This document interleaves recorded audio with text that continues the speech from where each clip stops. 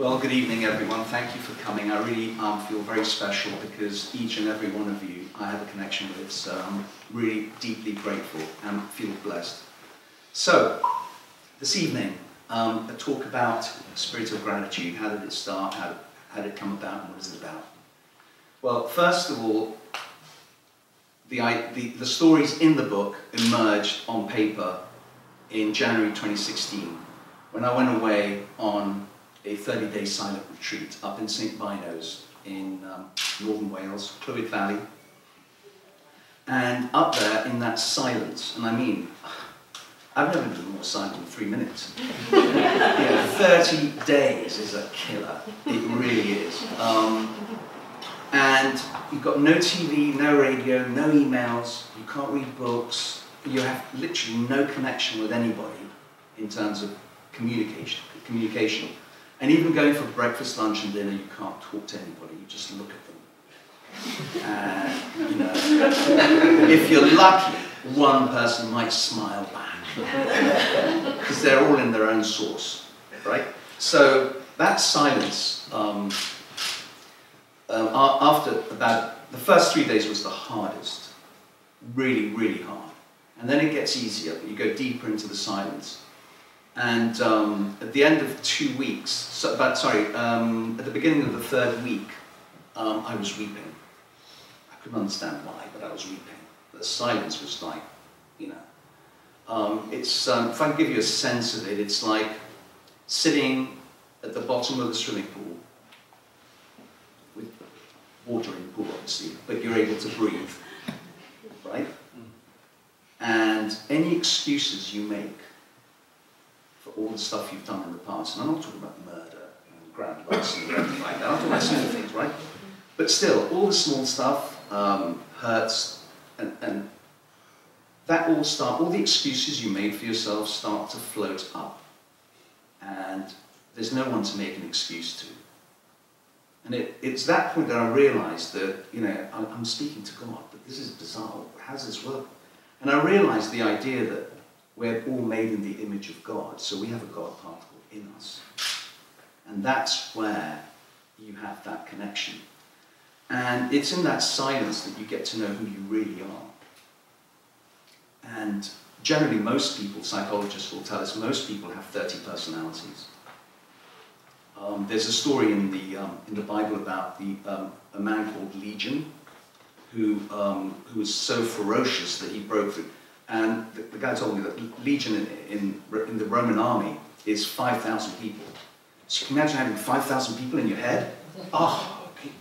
30 is bad enough. But, so, you know, shedding those personas that you have to come to your authentic self of who you are, it's probably the most vulnerable part of you, the one that you don't want to show to anyone. That's the hardest bit. And when you get to that level, then you know who you are. Nothing really kind of matters. And one of the reasons I decided to keep my beard is because that reminds me to remain true to who I am, as opposed to putting the faces that we do when we're in business or when we're with people. So it's remaining authentic to yourself. So, but the stories in the book that I wrote was because one of the exercises you have to do in the spiritual exercises is you have to go back into the homes that you lived in. And I had to go all the way back to childhood and look for the good things and the bad things that happened to me. And I'm a writer, so I wrote everything down. And writing has a power of its own. As these stories emerge, you start sort of drilling down and new things come up that you have never even thought of before. And so it was all there in writing. And when I was looking over it, I realized there was a connection between all the bad stuff that happened to me and all the good stuff. And the connection was that the good stuff would not happen without the bad stuff. In spiritual language, they call it desolations and consolations. In our secular world, we call it crises and opportunities. You don't get the opportunities unless you have a crisis. So when we talk about gratitude, there are 3 types of gratitude. The polite, societal gratitude. Oh, thank you very much for this gift. What is this? That one. Then there's one where we're grateful for all the nice things we have. all the things we're blessed for. But most of us forget to say thank you for the crises in our lives, which are probably the biggest blessings that we're not even aware of. And so this is what this book is about. And so I wrote those 12 stories as a sort of, to pique people's interest, because you can't tell them about the science behind it, the science of self-development, because it's so dry. People love stories.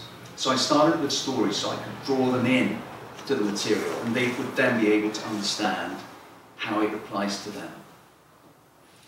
So, yes, where was I? Yes. So the stories that are in the book, I went for that silent retreat because I was in a very difficult place in my life. The challenges and the stresses were overwhelming.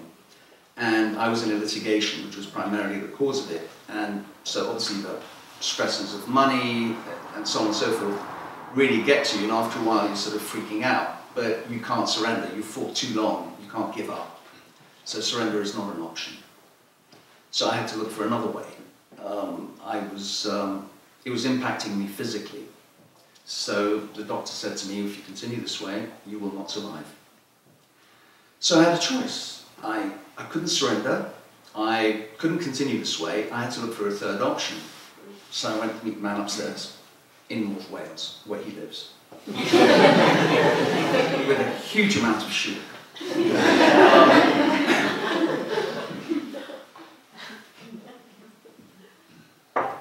But it's a beautiful place.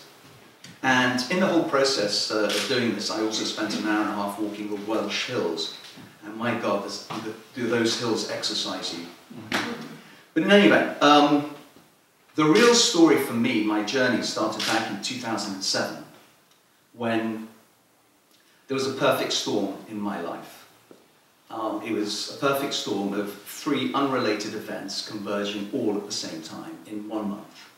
First, Talene and I were moving house, and as you know, it's not like moving from one bedsit to another.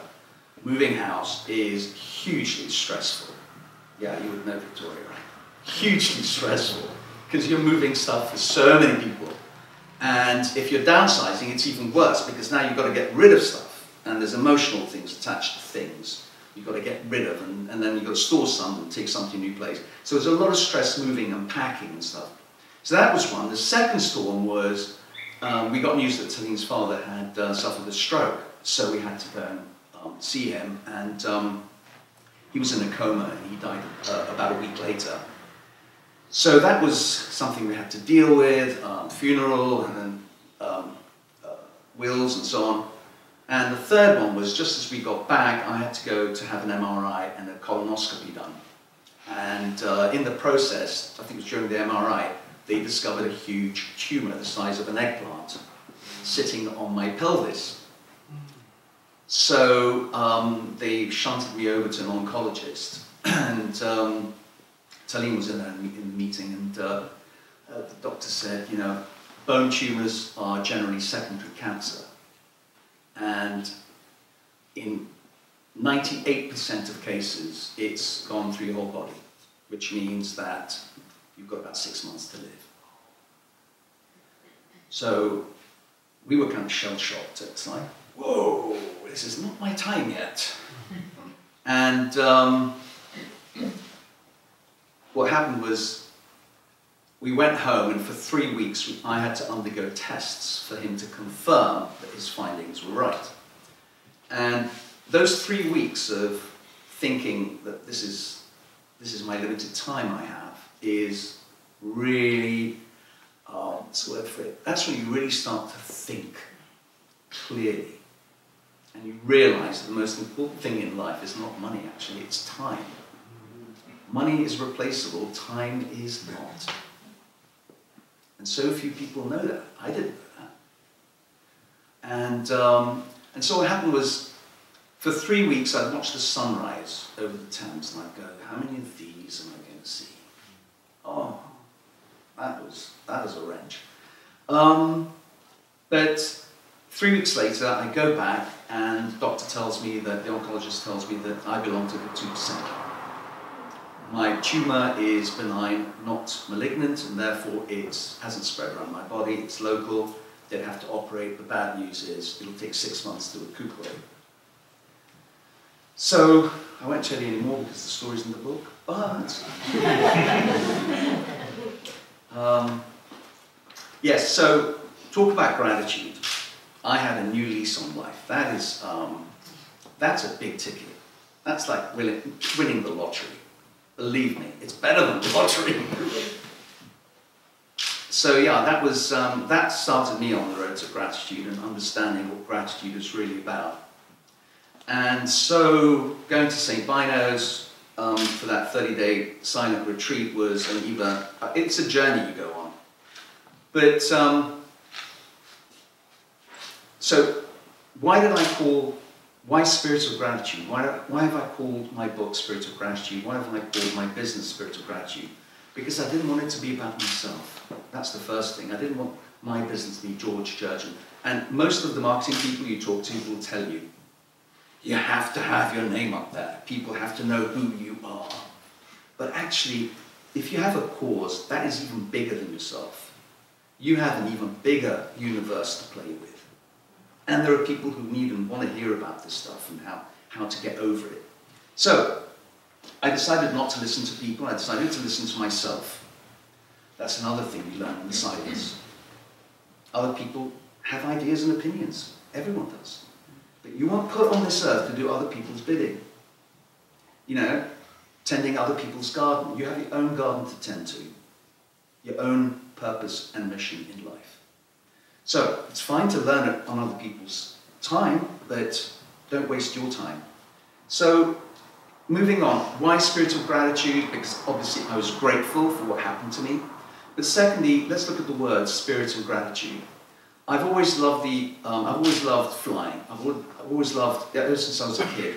I used to travel from the Sudan to England 3 times a year, backwards and forwards, on, some of you may remember, BOAC, VC-10s. No, you're too young. Right. BOAC, one of the most elegantly designed planes ever.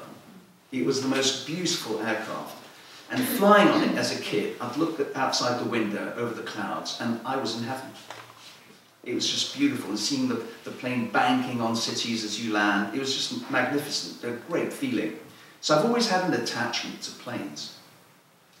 And I've studied about the Spirit of St. Louis, the first solo maiden flight of Charles Lindbergh across the Atlantic from New York to Paris in 33 hours. That was magic for me. And so I read about the guy, and I thought, yeah, I like the idea of spirit of, and I thought, spirit of what?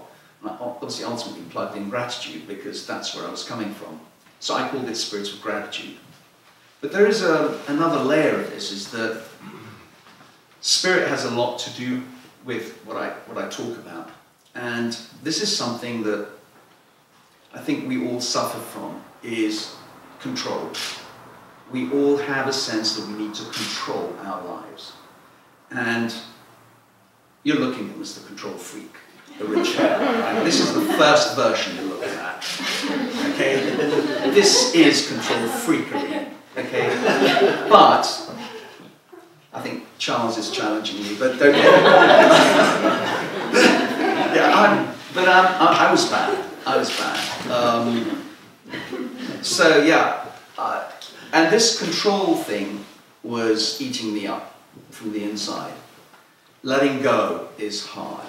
And again, this spiritual exercise and all this stuff really helps you to let go. And well, when you have I think when you have a sort of a rendezvous with death, you sort of realize how little control you have over anything, including your body movements.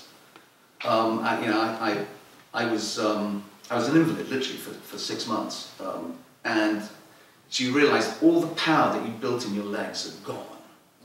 Oh, that's not a good feeling. So anyway, the point I'm saying is that control is a big issue, and letting go is something that's difficult, but once you let go, you actually become more powerful.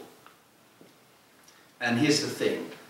There's this beautiful, I'm trying to think of the analogy that's used in this. There's a guy called Neville Goddard who was an Englishman in New York. I think of the song now. He was a great thinker, and he said that there is a spirit flowing through us, through each of us. We're all made in the image of God, so there is a spirit flowing through each of us. If we are, our problem is we try to control that, because it's going to take us to places and to people we don't want. And therein lies the problem. But if you let go, no matter what the consequences, you're going to live a fulfilled life, because you'll be in the power, in the spirit.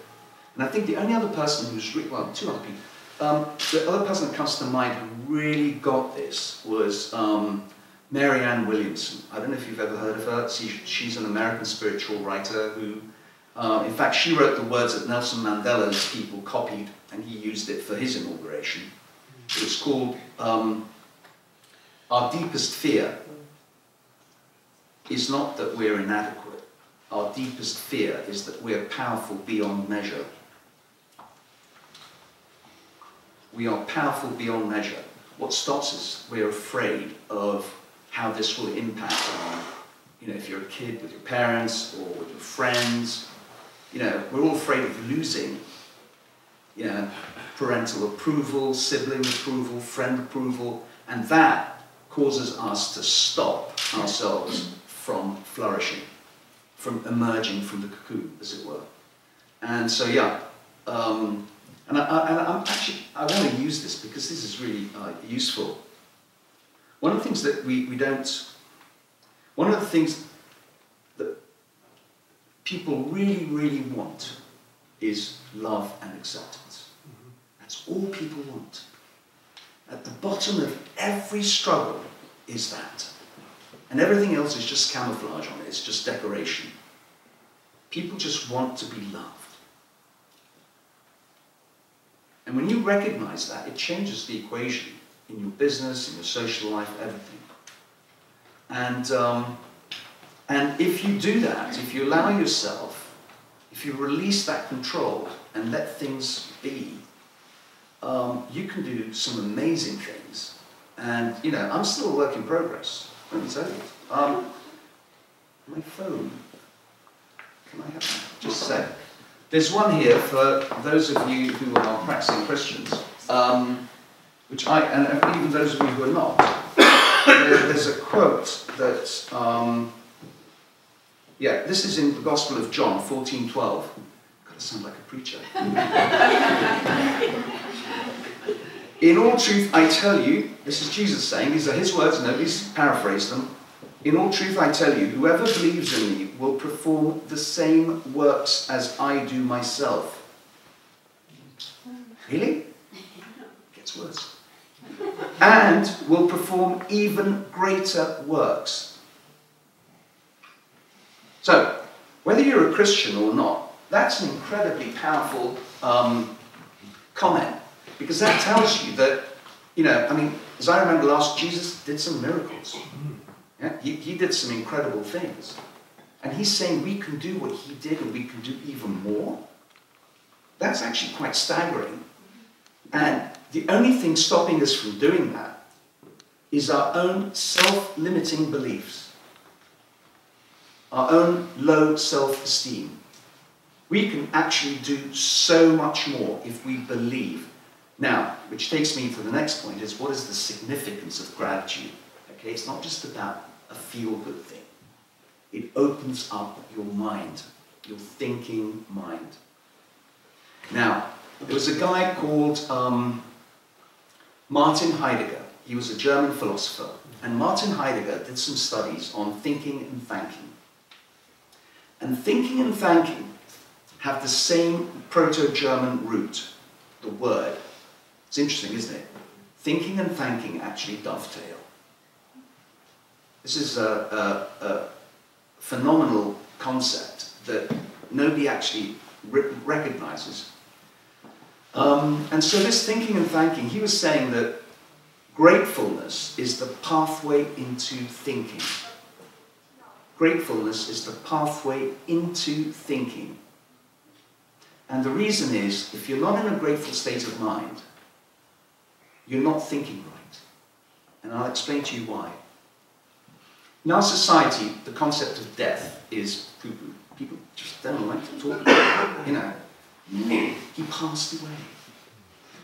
So, he died! When you don't think of death, and death is the exact polar opposite of life, you're not living life to the full. The people who live life to the full are people who recognize they could die in a single moment. And when you know that death can happen any time, that focuses your mind into proper thinking. If you take that out of the equation, you're going round in circles. You're mentally processing things, but you're not really thinking. Clarity of thinking comes when you recognize that your life is mortal and you can go at any time. So this is it. So next time you drink coffee or have a glass of wine, try to your glass of wine. But you've got to think that way, because that's clarity of thinking. And actually that also helps you to focus and aim for what's really important in life. I mean, I cleared out a lot of stuff after my death scare. You just clear out things that are not important to you. Like what other people think. And that's a big subject. What other people think.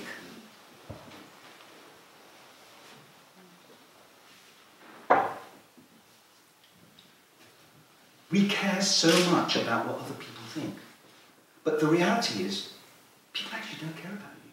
They're not even thinking about you. Why? It's not because they're bad people. They've got their own shit to think about, if you excuse my French. They've got their own problems, and they might think of you for a millisecond and, oh yeah, I remember that. So we spend time worrying about what other people think. Other people are not thinking about you. Bill Gove, one of the great speakers, American speakers back in the 50s and 60s, said, if I got to be free, I got to be me. Not the way my parents want me to be, not the way my siblings and friends want me to be, not the way my spouse or partner wants me to be, not even the way, for some of us old geezers, not the way our kids want us to be. If I've got to be free, I've got to be me. So what other people think, you've got to take out. Don't let your life be led by what other people think. Because they're not really that interested in you, in that sense. You may be a great person to have over for dinner. Maybe, you know, and I'm not saying you shouldn't like your friends and you shouldn't have a good time, but just get your priorities right. So, yes, the mind. Thinking and thanking. Another thing that we, in our society, spend a great deal of time on is learning. We go to university, we get an MA, we get a PhD, and it goes on and on. But it doesn't really change people. In fact, how many people do you know who went to Oxford, Stanford, all the top universities, and still haven't made anything of themselves? And yet you find people who've barely seen the inside of a school, and they're billionaires. And they're telling you what to do. The reason is, the guys who went to Oxford and Stanford, not all of them obviously, but those who haven't done anything with themselves, haven't used their subconscious minds. Those who haven't had an education, who have achieved something, have used their subconscious minds. And just to give you an idea, let me just take a step back about minds. If I was to ask you, where is your mind? Most people would say, there. Well, your brain is there, but not your mind. The brain is an electrical switching station. Your mind is in every cell of your body. Every cell of your body. And that's because the conscious mind and the subconscious mind aligned impact on your body, the action. So for example, have you ever recall a time when everything went so smoothly that it was like knife through butter. You could do no wrong. That's when your conscious and subconscious minds were aligned and your body executed it. Most of the time, we say what we don't mean and mean what we don't say. Our conscious and subconscious is not aligned. So your body's going to betray you all the time. You say one thing, but your body's saying something else. So you're not going to be effective. People aren't going to believe you. So that's what I mean. So to come back, the conscious mind is only 1% of our minds. 99% is subconscious. And the subconscious mind runs your entire life. Your walking, your sleeping, your digestion, everything. When you're driving, you're thinking about the next email you're going to send or something you've got to say to a client or whatever. That your subconscious mind is watching out for the traffic light, for the person crossing the road, all that stuff. The subconscious mind does everything. But the difference between the conscious mind and the subconscious mind is the conscious mind is in the past or the future. The subconscious is in the present. It's always now.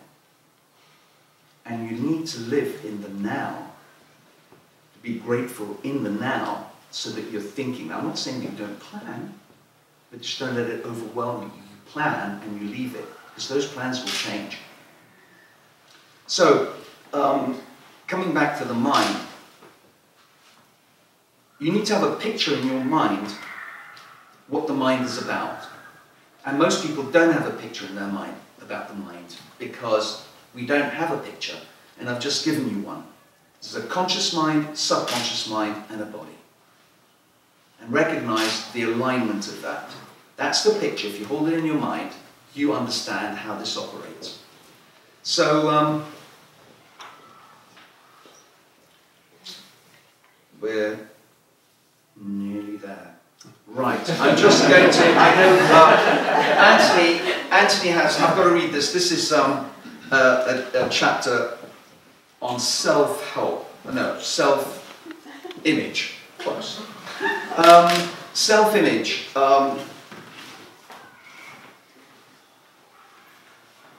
In my later years at school, my self-image took a turn for the better on the back of one event, a misunderstood event. It was a Monday in late winter. Dark clouds oppressed the skies and rain poured relentlessly.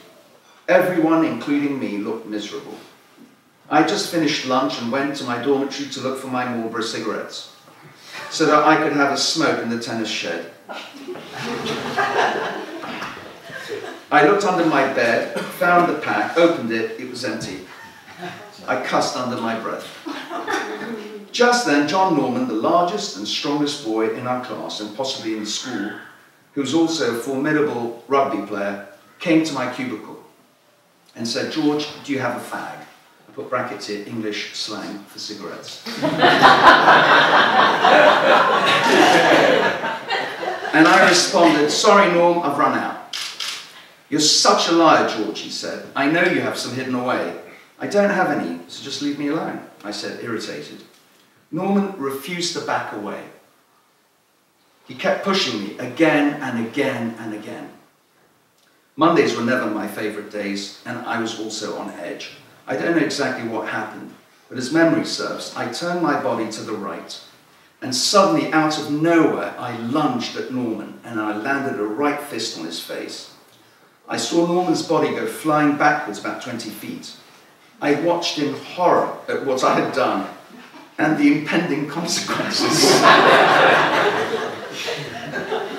A number of other boys, one of whom is here tonight, Anthony Fenn, who were hanging around, also watched in disbelief. Norman recovered and came charging at me like a water buffalo. My instincts kicked in, which was to save my prescription glasses. I took them off immediately and threw them on my bed a few feet away. As Norman was almost upon me, I swiftly bent my torso, curled my head and covered it with my arms, and shut my eyes, expecting to feel a great deal of pain. I felt Norman's body flip over my body and land with an enormous thud on the floor. As I turned around, opened my eyes, I saw Norman on the floor, whimpering in pain, and one hand holding his shoulder. I went over to him and tried to pull him up, but he was in pain. With the help of a few boys, we managed to slowly get him up, and we took him to the infirmary. At supper that evening, the rumour was that George had thrashed Norman.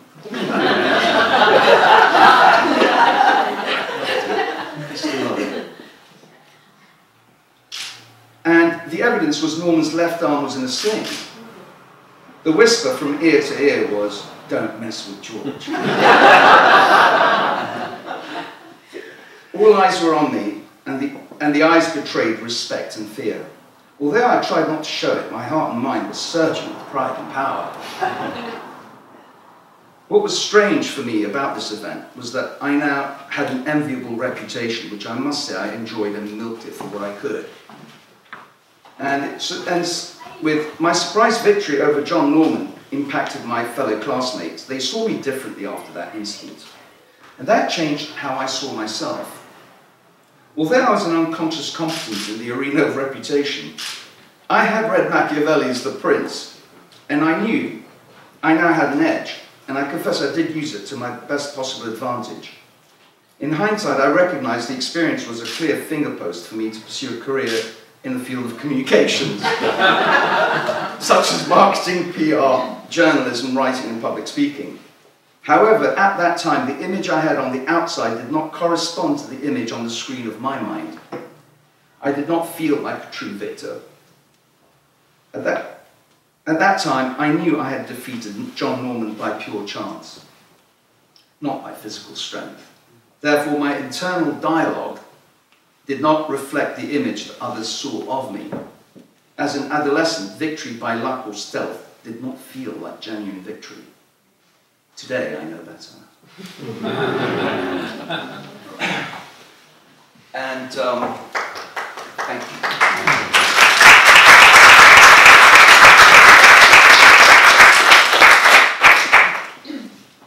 So I will end now with just leaving you a message of, think first, thank, and lastly, be like the eagle. When the eagle is facing a storm, it rises up to meet the storm.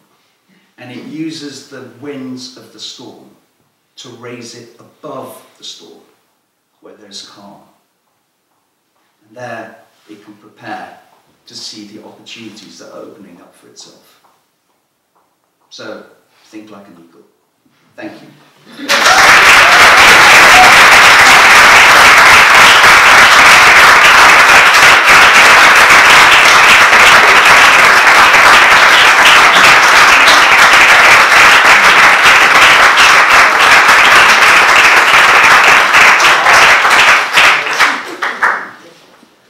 We have about 10-15 minutes for Q&A, so please feel free to ask any questions. Yeah. I thought that was a great question. Would you say that it's the first time that you've thought outside of the box? No. But I think the journey on this one is very personal. And I'm talking a lot about my own life. So I'm opening up. I'm being vulnerable to that form of attack. Yeah, I'm opening up myself up for attack. And the reason I say that is because when you open yourself up, you're vulnerable. But at the same time, it makes you powerful. All right, there's a paradox here. And it's only when you start opening up that you do become powerful, because you're now you've shed light on all parts of your life, the good and the bad, and that gives you power. And do you think that kind of thing will create controversy from people who read your book? Oh, I welcome it. Controversy is good. Yes. All controversy is good.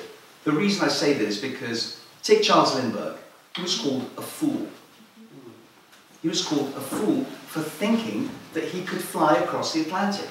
So people are going to call me a fool for revealing stuff that I wouldn't have said that.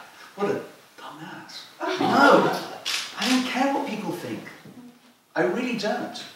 I can't control what people think. So if I can't control what people think, how's it going to help me caring about what people think. Now, I'm not saying, you know, be destructive and do the, you know, be a sociopath. No. What I'm just saying is that keep a balance in yourself. Just don't let what other people think dictate who and what you are. And so, coming back to the Charles Lindbergh story, they called him a fool for many reasons. One of them was he wanted a plane that had a single engine. And they said, you're mad. You're going across the Atlantic. What happens if one engine fails? And he goes, well, if you have two and one engine fails, you're still stuck. And you're going to go down. Same with a parachute. He didn't take a parachute with him. They said, you're mad. He said, what's the point of a parachute if I land in the frozen North Atlantic? I'd be dead before I could whistle. So pointless. And the other thing about taking a parachute on a flight like that would have been it would have given him a false sense of security. So there's a danger to that. Now, he spent $15,000, which he got from the good citizens of St. Louis, $15,000 to build his own custom-made plane in San Diego. He tried to go to New York, to the big bankers who were forking out over $100,000 to his competitors. And they built 3 engine planes with wood and leather inside. And the thing was so damn heavy, they hadn't even calculated how much petrol it's going to use to cross that machine across the Atlantic. What Charles Lindbergh did was he went down to basics. How many miles? 3,600 miles. How much petrol do I need? About 375 gallons. Well, I'll take 425 gallons. He put petrol on the wings and on the fuselage. He recognized petrol was the most important component to use on that flight. So without petrol, doesn't matter how brilliant your plane is, it ain't going to get across. So petrol was the first one. He built tanks in the wings and in the fuselage. And he created that plane to be light, because the lighter it is, the less petrol it uses, giving him what he needs. His competitors were all ace pilots. The bankers in New York, who were forking out $100,000 apiece, wanted ace pilots because that's reliable. We know he's trusted, he's experienced. Charles Lindbergh was a US mail post flyer. He flew at nights. He crashed a few planes, so he knew the lay of the land. But he wasn't an ace pilot, but he knew how to fly. And the way he describes flying is that the plane becomes an extension of your body. You know every little thing in that plane. So he was a meticulous guy.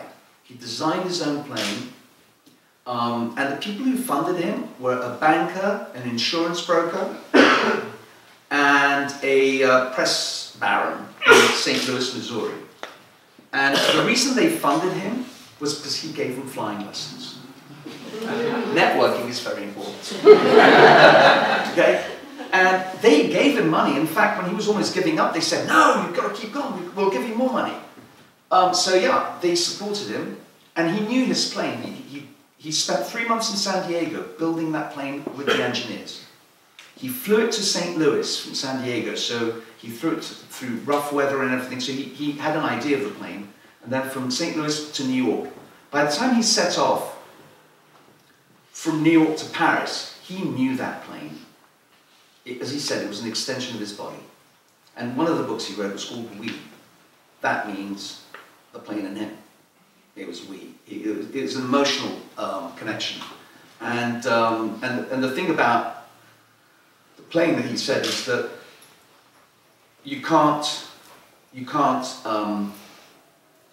it's not like human relationships. It's mechanical. It's like a computer. You've just got to do the right things and know that it's going to do it. He flew in the dark. He flew 33 hours. And 12 hours of that, and we come back to the subconscious mind, 12 hours through that flight, and I read the book recently, that's why I know, he called the subconscious mind the third thing. He didn't have a word for it. He called it the third thing. He was falling asleep in the plane. He didn't eat anything. He had 5 packs of sandwiches on the right side of the plane, And the first bite of the sandwich he took was when he was over France. He didn't eat because he didn't want to fall asleep. He didn't have a good night's sleep the night before. He went to the movies. Smart. Right? But he didn't know the weather was going to break, so he had to take that flight. And he was up and running, and he had broken the journey into 36 100-mile increments, and he just trusted his compass, and he just followed the compass. And occasionally he loved, you know, when he was falling asleep, he'd go down to about 2 feet off the sea to get the sea breeze, and then come up again just to keep up. And at one stage he described it beautifully, and I'm sure you all recognize this. When you want to fall asleep, you'll do anything to fall asleep. I mean, you just oblivion is fine. I just want to sleep. And he kept saying to himself, I want to live, I want to live, I want to live. And he said it over and over again, and this is how the subconscious mind accepts orders. Repetitive, opposite of the conscious mind. Repetitive instructions. And what he was doing is he was taking cat naps, literally, shutting his eyes, and the minute he felt the needle was moving, he'd wake up, check it was on, and then go back. Check it. And he did this for 12 hours. That is absolutely incredible. So, yeah. How did we get onto this? Sorry. Yes, Adrian. So, George, apart from bearing your soul, what is the purpose of your book? What's your objective? Why are we here apart from spending £10? Or not? Do you expect a reduction for what you've read?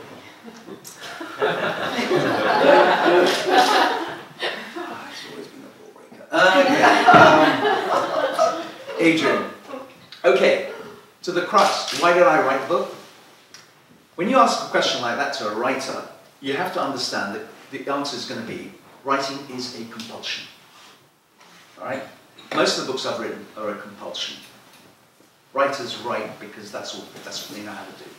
The reason I wrote this book was because I thought I had a message and I wanted to share it, and I thought it was important enough to share it. I didn't like the idea of bearing my soul, but I realized that actually that would be a great leap forward for me, in the sense that if I made that leap of opening myself up to ridicule or being called a fool, actually that would strengthen me, because I'm as vain as the next man. You know, who wants to be called a fool? But I don't care now. And I wrote the book because I think that a lot of people have issues with self-love, self-esteem, and I think they just need to be made aware that there's nothing stopping them from doing what they want to do, and they shouldn't listen to other people. They should listen to themselves. As should you. Yes. Yes, Judy. Do you think you have to reach a sort of crisis in your life to really be able to understand kind of what you're here for? I think so. I mean, I don't, you know, people, you may have had very close people to you die, and that might have affected your parents, perhaps you were very young. That's a crisis in itself. But I think, yes, I think crises are something we all try to avoid. In fact, we will work harder and longer to avoid crises. But crises are something that I think are crucially important for us to grow. You know, I don't particularly like crises coming into my life, but I now know that, you know, I aim not to be afraid of crises, and if it comes my way, then I'm going to be like an eagle. I will rise to meet it. So yes, I think crises actually are important, because I don't think we have, as humans, I think we have a tendency to avoid crises, avoid difficulties. We like to be where we are. We're complacent. We don't like to change. We hate change. And crises kind of throws us out of our comfort zone and forces us to move forward, whether we like it or not, kicking and screaming. that's where you have to go. So yes. I'd like to talk to you about, I think, the sister of Crises, which is danger, because it strikes me in the little story you told about Lindbergh, the man was flying a bomb across the Atlantic, ultimately. What's dangerous for you? Oh, that's a really good question. I know what's dangerous for me. Dangerous for me is if this book, when this book takes off, big time, that the media attention and all the negative stuff that comes with it might overwhelm me. That was always my fear. I had fear of success, which a lot of people have too. And it's the sister of fear of failure. But now I don't care. You see, I think this is the point, is that life is a risk. Life is a risk no matter what we do. And the biggest risk is not to take any risks. It really is, and people don't recognize that. They think playing it safe, they're going to be okay. No, you're not. You can fall off the building from the back too. Yeah? Life is a risk. Everything we do in life is a risk. But we, and the advertising world has a lot to say for this, is that we're cushioned. You know? We're protected against death. We're protected against this, that, and the other. And, you know, we get into this false sense of security that everything is okay. And it's not. Life moves on. And, you know, if you want to be living life to the full and full throttle, you have to accept that danger is part of it. There is no safety. It's an illusion. And actually, fear, okay? Most people can't see fear, and yet they're afraid. But when it comes to faith, I'm struggling with that one. You can't see faith and you can't see fear. I don't know if that answers your question. Feel the fear and do it anyway. Yes. Susan Jeffers, yes. We come from a generation where we are closed books and we've gone through systems, public schools, you know, where it's often very difficult to open up. I mean, you're starting to see that now. But how did your family, how did Tana, Lizzie, Vicky, deal with you opening up in the way that you have opened up?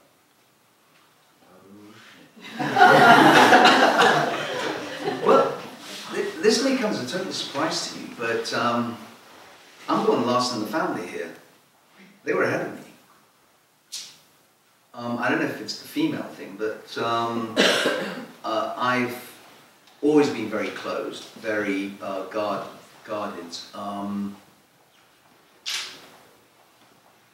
Talina's guarded too, but she's much more she's much more in touch with her emotions, as are the girls. I wasn't. I was not in touch with my emotions at all. It was all bottled, you know, nicely cornered, because, you know, it's parental issues and this issues and that issues, and you just box it up and you try to control it, because if it goes outside that box, all hell's going to break loose and I can't control this now. And now, you know, it's kind of scary. But in fact, I remember I was in Toronto. I don't know if you were there. I was in Toronto, and after that Bob thing, I thought, you know, if I've got to be free, I've got to be me. You know, that on that line. I thought, that's it. You know, I've got to do this. I've got to be. So I called Talina up and I said, look, I'm going to make some major moves here now. And she goes, well, about time too. Oh, that was a shocker for me. Yes, sorry. Yes, Victoria. When you came back from the retreat, your month of silence, and you came back into life in a way, it must have been extremely noisy. Yeah. So how did you retain the core that you discovered in that silence without it being overwhelmed and crushed by these waves of noise that are just surrounding being in a city, in general, in life? Well, okay, good question. 2 weeks into the silence, we were given an afternoon off. So I went straight to the pub. I ordered a bottle bottle of Merlot. And I sat there and I thoroughly enjoyed it. But I was chatting up the barmaid as well, because I wanted to converse. And I was getting a headache. I got a headache. I got a really bad headache, and I wasn't sure if it was the wine or talking to the barmaid. But whatever it was, I then left and went back, and I thought, oh, I like the silence. I went back in. On the last day, but the interesting thing about this St. Bino's is you'd think it's Catholic, but all the Methodists, Baptists, Evangelists, they all go there. And so there was one Anglican priest who was quite fun, who said to me, come on, let's go into the town. So I said, yeah, okay, fine, he had a car. So I went with him. And I was gagging to talk. So I kept talking and talking, and then I stopped, I had this blistering headache. I thought, I'm not talking anymore. I said, look, please don't be offended, but I can't talk anymore. And so it did take me time to come back into the, and I sort of slowly came in. It wasn't, I remember actually coming home and I was like, well, I had a thought, I was like Moses coming down from the mountain. I thought it. And the thing was, even at home I was kind of like talking very quietly and saying a few things and going to sleep and coming back. So yeah, it took me time. But I found what I learned from that episode was 20 minutes meditation every morning puts my day right. First thing I do in the morning is I thank for everything I have. You know, running water, yeah, you know, stuff like we take for granted. We don't appreciate it. Because when you're not in a state of gratitude, all this stuff is like, where's the problems now? Let's look at the problems. Or you wake up in the morning, you think about the problems that you're going to have to face the next day. Who needs that? And you know, when you put yourself in that state of mind that I'm grateful for everything I have, it gives you that sense of well-being, and you start the day on a good footing. And that's what I find really, really useful. So, you know, being grateful isn't about, you know, being nice. It's about being nice to yourself, not other people. It's to yourself. And, you know, yeah, that's it. Yes? Yeah, I just wanted to find out what you feel is next for you, because this book is based on a really relevant subject, and, you know, the gratitude, the positive thinking, you know, a lot of people doing it. Do you think it's going to lead you into, like, motivational speaking? Well, I think, yeah, motivational, inspirational, that's what I'm kind of looking at. But I'm also looking at delving deeper into the concept of the subconscious mind. Because, you know, we've explored all the lands in the world, we've explored everything. The one thing we haven't explored is our minds. There's an ocean to cross in our minds. And that's something I'd like to delve in more. But that is kind of like my side thing. But for my everyday work, it would be, this is kind of like the bedrock from which I will go forward. Yes? Yeah, no, question about being nice to people sounds very good, but how do you then avoid becoming selfish and forget everyone else? Well, okay, this isn't like one extreme to the other. There's a concept that, you know, this idea of you have to love your neighbor as yourself, right? Let's just take that concept, loving your neighbor as yourself. And everybody beats themselves up about, oh, you know, I'm not a good neighbor. And well, how can you be good to your neighbor if you don't love yourself? Right? This idea of love your neighbor as yourself happened 2,000 years ago in the Middle East, when people were selfish at a great level. So loving your neighbor as yourself made sense. Fast forward to today, where people don't even love themselves. How can they love their neighbor? So you've got to love yourself first. And I don't mean being selfish. Loving yourself is, don't, for example, we rush around trying to please people all the time. We don't give ourselves enough time to quieten down, to relax and enjoy a cup of coffee or a chat with a friend. Oh no, I've got to be on the phones again. No, that's what I mean. I don't mean about, you know, the gratitude and stuff to the point of pure selfishness. No, it's a balance, obviously. Yes. George, you've had this realization around crises and the value of them. Can you talk a little bit about how you treat a crisis differently since you've had this realization and what it has changed about your approach? Okay. It's a very good question. And we're running out of time, so I will answer that, but that will be the last one, sorry. Almost 8:10. I think I will refer to a particular situation I've been in. I've been in a litigation for 11 years. I've been funding litigation. I've had victories and victories and victories, but the war hasn't ended. It's about to end, hopefully now. But and whatever the outcome is the outcome. But in terms of crises, how would I do things differently now? I've actually thought a great deal about that, and I've realized that I can't go back and say, oh, I've done this differently. I've made decisions, and when you make a decision, it takes you down a path, and that path leads you on to the next one. And so, from the first decision, all the other possibilities are eliminated. So you've set a path for yourself. If I go back, would I change it? I don't think so, because I think this was my path. If I had not gone through that path, I wouldn't be where I am today. So, I think crises are things that happen to you. They're random, or maybe they're not. I don't know. But they come to you, and how you tackle it, how you address it, is the question. Do you hunker down, frightened, avoiding it? You're still in crisis. You still have to address it. Or do you say, it's come my way, I have to deal with this now, and grab the bull by the horns? And actually, it will empower you, because it will push you where you would not naturally go. So whether it's a relationship or a job or whatever, you have a crisis, rise to meet it. That's what I would say. That's what I would do now. I wouldn't hunker down.